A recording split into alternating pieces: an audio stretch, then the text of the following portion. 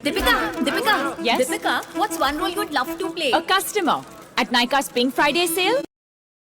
पुरी में भ्रमण कर रही थी।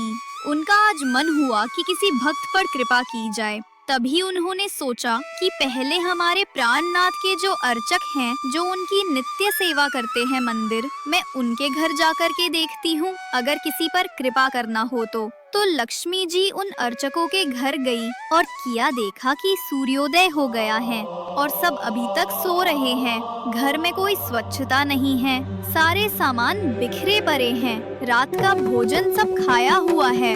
लक्ष्मी जी ने कहा कि मैं यहाँ नहीं रुकूंगी और ना ही मुझे कृपा करनी है, ये मेरे रहने के योग्य स्थान नहीं है। और लक्ष्मी जी चली गई। लक्ष्मी जी अब गई उस आदमी के घर जिनको मंदिर में झाड़ू लगाने की सेवा थी और जिनको मंदिर में घुसने भी नहीं दिया जाता था।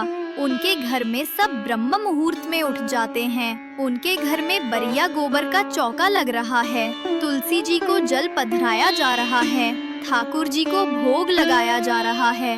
लक्ष्मी जी बोली, ये है मेरे रहने का योग्य स्थान। और साक्षात लक्ष्मी जी प्रकट हो गई। अब वो दोनों दंपत्ति तो चौंक गए। उन्होंने पूछा, देवी आप कौन हैं? लक्ष्मी जी ने कहा, हम लक्ष्मी हैं, जगन्नाथ भगवान की पत्नी। सब बोले, देवी आप अचानक यहाँ कैसे?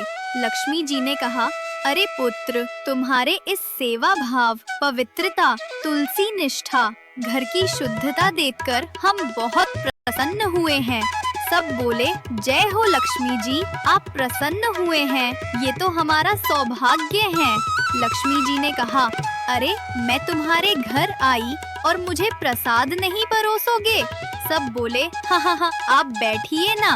उन्होंने लक्ष्मी जी को एक आसन पर बिठाया और उनको प्रसाद परोसा। उधर बलराम जी पूरी में डोल रहे थे और तभी खिड़की से झांक के देखा कि लक्ष्मी जी किसी दूसरे के घर में भोजन कर रही थी। उनको बड़ा क्रोध आया। वो बोले, अरे इनका कुल कितना नीचा है, शुद्धता भी नहीं होगी घर में और उनके घर लक्ष्मी जी भोजन कर रही है, आने दो इन्हें। बलराम जी वहाँ से क्रोध में भरकर चले गए। उधर लक्ष्मी जी ने भी कहा, अभी तो हम जा रहे हैं, हम फिर से आएंगे, ठीक है? और लक्ष्मी जी चली गई। जैसे ही बैकुंठ में कदम रखा तो क्या देखा, बलराम जी रूठ के बैठे हैं और जगन्नाथ जी और सुभद्रा जी उन्हें मना रहे हैं। बलराम जी हल्की आवाज में बोल रहे हैं, अरे आचार विचार सब भूल गए हैं सब लोग, शुद्धता पवित्रता का कोई ध्यान नहीं है, परमात्मा होते हुए भी बुद्धि भ्रष्ट हो गई है सबकी, इत्यादि इत्यादि। लक्ष्मी जी आई और बोली, आप सब प्रसाद पाने बैठो, मैं आपके लिए प्रसाद लाती हूँ। जगन्नाथ जी और सुभद्रा जी तो बैठ गए, पर बलराम जी अकर कर उसी जगह बैठे रहे।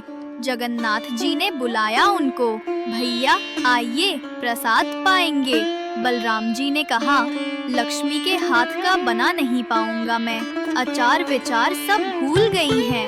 उधर लक्ष्मी जी सब सुन रही हैं। अब जगन्नाथ जी बड़ी दुविधा में पड़ गए, इधर प्रसाद पा लेंगे तो भैया नाराज, उधर प्रसाद नहीं पाया तो लक्ष्मी जी नाराज।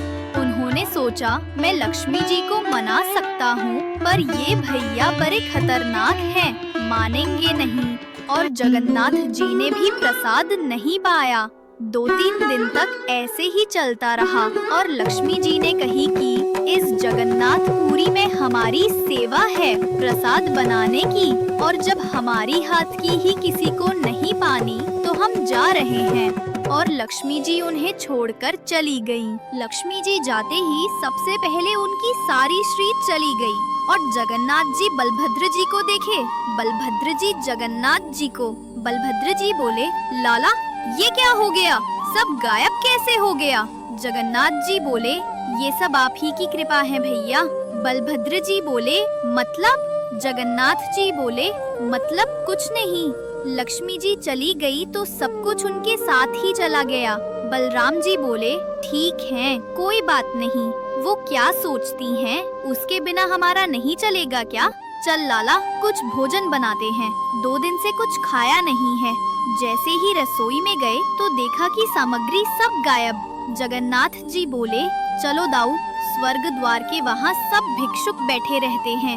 वहाँ सब भिक्षुकों को कुछ न कुछ मिल ही जाता है और दोनों छोटे बालकों का रूप बना के बैठ गए स्वर्ग द्वार के पास और टेर लगा रहे हैं, जय जगन्नाथ, जय जगन्नाथ, कुछ दे दे बेटा, तेरा भला होगा। तभी एक स्त्री आई और उनको कुछ दिया नहीं, ऊपर से डांट दिया, ए बच्चों, पढ़ाई लिखाई सब छोड़ दिया है क्या?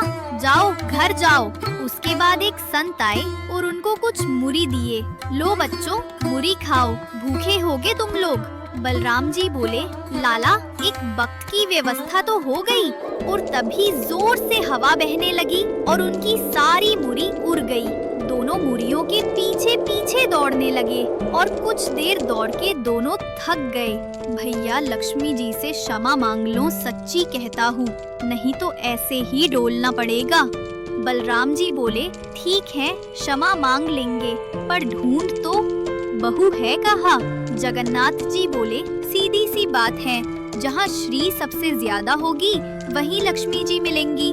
तभी डोलते डोलते देखा कि एक घर में इतनी श्री का वर्धन की उसकी चमक बाहर तक आ रही थी। जगन्नाथ जी बोले, दाऊ उस घर में चलो, वही है हमारी लक्ष्मी जी।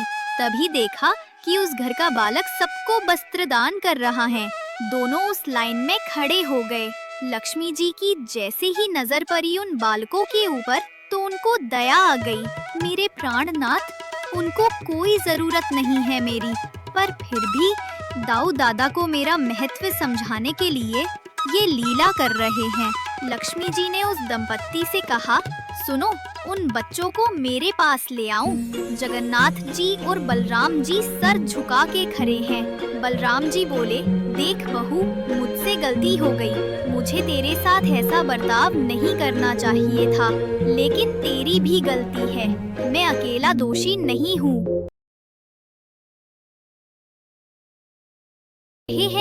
अरे चुप करो, फिर से भड़काओगे क्या?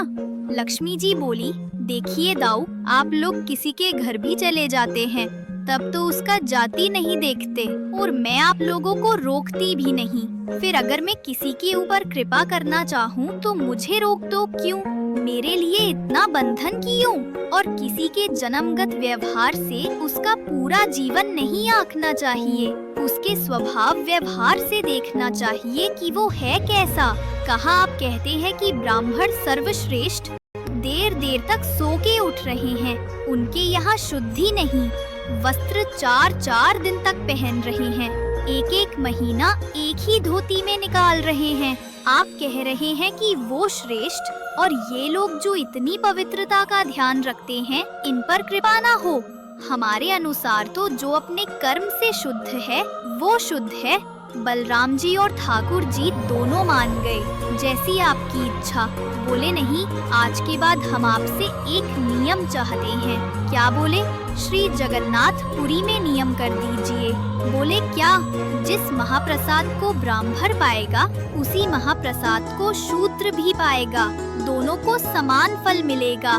और यहाँ महाप्रसाद का ऐसा नियम रखा जाए कि अगर एक ही पत्तल में दोनों बैठ करके पाले तो दोनों को समान पुण्य प्राप्त होगा। महाप्रसाद पाते ही अन्य तीर्थों में तो बहुत साधन करने पड़ेंगे, पर पुरी में आकर के कोई एक दिन का भी यदि महाप्रसाद का पाले तो उसको सर्व साधनों का फल प्राप्त हो जाएगा। और किसी भी प्रकार से ये ना देखा जाए कि कौन किस वर्ण का है, वो स्वभाव से शुद्ध होना चाहिए। हम सबको हृदय लगा ले। अगर ये सब आपको मंजूर हो तो मैं राजी हूँ। ठाकुर जी और बलराम जी राजी हुए और तब से श्री जगन्नाथपुरी में ये सब नियम नष्ट कर दिए गए। महाप्रभु जी सबके लिए सुलभ हो गए। जय जगन्नाथ।